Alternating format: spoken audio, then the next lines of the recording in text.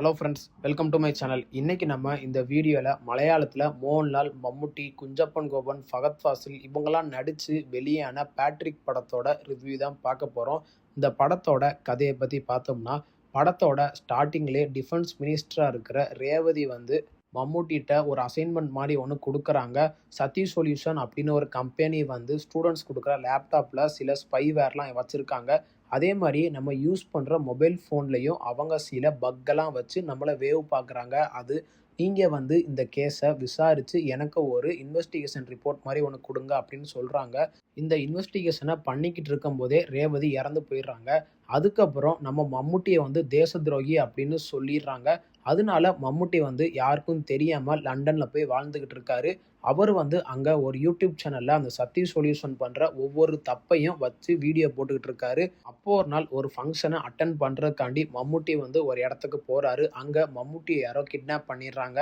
கடைசியில் நம்ம ஹீரோவை யார் கிட்னாப் பண்ணாங்க, எதனால கிட்னாப் பண்ணாங்க, இந்த சத்தி சொல்யூஷன் பண்ணுற அந்த தப்பை எல்லாத்தையுமே நம்ம மம்முட்டி எப்படி மக்களுக்கு கொண்டு வந்தார், கடைசியில் அவர் உண்மையிலேயே நிரபராதியா இல்லையா அப்படின்னு மக்களுக்கு எப்படி ப்ரூவ் பண்ணார், கடைசியில் என்னாச்சு, இதுதான் இந்த படத்தோட மொத்த கதையே. படத்தோட பாசிட்டிவ்னு பார்த்தோம்னா, டைரக்டர் மகேஷ் நாராயணன் ஒரு ஸ்பை ஆக்ஷன் த்ரில்லரை எப்படி கொண்டு போகணுமோ அதை ஸ்டார்டிங்லேருந்து எண்டு வரைக்குமே நல்லா கொண்டு போயிருக்காரு. அதுக்கு தகுந்த மாதிரியே படத்தில் நடித்த எல்லா ஆக்டருமே அவங்களோட ஒர்க்கை நல்லா பண்ணியிருக்காங்க.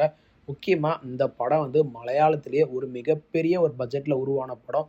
எதுக்குன்னா, இந்த படத்தில் கேஸ்ட் அண்ட் க்ரூவெல்லாம் பார்த்தா அவ்வளோ லென்த்தாக போய்கிட்டே இருக்கும். மோகன்லால் இருக்கார், மம்முட்டி, குஞ்சப்பன் கோபன், ஃபகத் ஃபாசில், நயன்தாரா, ரேவதி, அது போக 1-2 கேமியோலாம் இருக்கும்.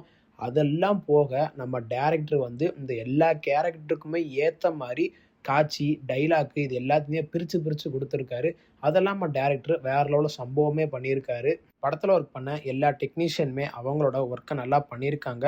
முக்கியமாக சினிமோட்டோகிராஃபர் நந்தன் அவரோட ஒர்க்கை நல்லா பண்ணியிருக்காரு.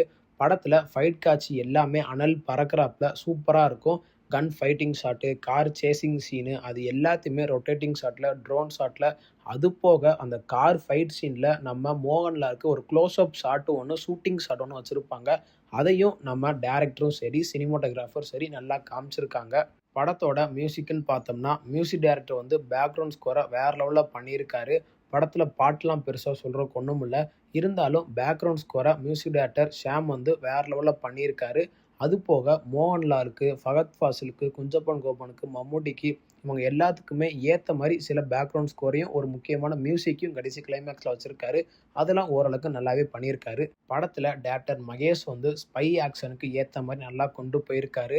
படத்தில் ஆக்ஷன் சீனாக இருக்கட்டும், இன்வெஸ்டிகேஷன் பண்ணுற சீனாக இருக்கட்டும், ரொமான்ஸாக இருக்கட்டும், எமோஷனாக இருக்கட்டும், ஃப்ளாஷ்பேக்காக இருக்கட்டும், இது எல்லாத்தையுமே எங்கேயுமே குறை வைக்காமல் நல்லா கொண்டு போயிருக்காரு. அதுக்கு தகுந்த மாதிரியே படத்தில் இந்த சொசைட்டிக்கு என்னென்ன தேவை இல்லையோ அதையும் நம்ம டேரக்டர் நல்லாவே புரிஞ்சு வச்சு சூப்பராக பண்ணியிருக்காரு. இந்த சொசைட்டியில் நம்மளோட டேட்டாக்கு தான் அதிகமான விலை கொடுத்து வாங்குறதுக்கு பல எம்என்சி கம்பெனி வரிசையில் நிற்கிறாங்க. அது எல்லாத்தையுமே நம்ம டேரக்டர் இன்டைரக்டாக நம்மளுக்கு காமிச்சிருக்காரு. அதெல்லாம் ஓரளவுக்கு நல்லாவே நம்ம டேரக்டர் வச்சுருக்காரு. அதே மாதிரி சொசைட்டிக்கு ஏற்ற மாதிரி சில மெசேஜையும் சொல்லியிருக்காங்க.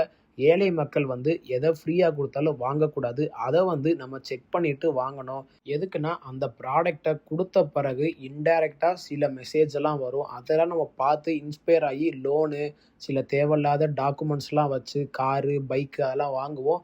அதில் நம்ம ட்ராப்பில் மாட்டிக்கிடுவோம். அதனால நம்ம குடும்பம்லாம் ரொம்ப கஷ்டப்படும். அதனால நம்ம எவ்வளோ பிரச்சனை ஃபேஸ் பண்ணுவோம். அது எல்லாத்தையுமே டேரக்டர் சூப்பராக மக்களுக்கு ஏற்ற மாதிரி எக்ஸ்பிளைன் பண்ணியிருக்காரு. படத்தோட நெகட்டிவ்னு பார்த்தோம்னா, படத்தில் பெருசாக நெகட்டிவ்னு சொல்கிறதுக்கு ஒன்றும் இல்லை. இருந்தாலும் படத்தில் தேவையில்லாத காட்சின்னு பார்த்தோம்னா, ஃபகத் ஃபாசில் கடைசி கிளைமேக்ஸில் தேவையே இல்லாத டைலாக்லாம் பேசுவார். அதை கொஞ்சம் அவாய்ட் பண்ணியிருக்கலாம். மோகன்லால் இன்வெஸ்டிகேஷன் பண்ணும்போது கொஞ்சம் காட்சியெல்லாம் அவாய்ட் பண்ணியிருக்கலாம்.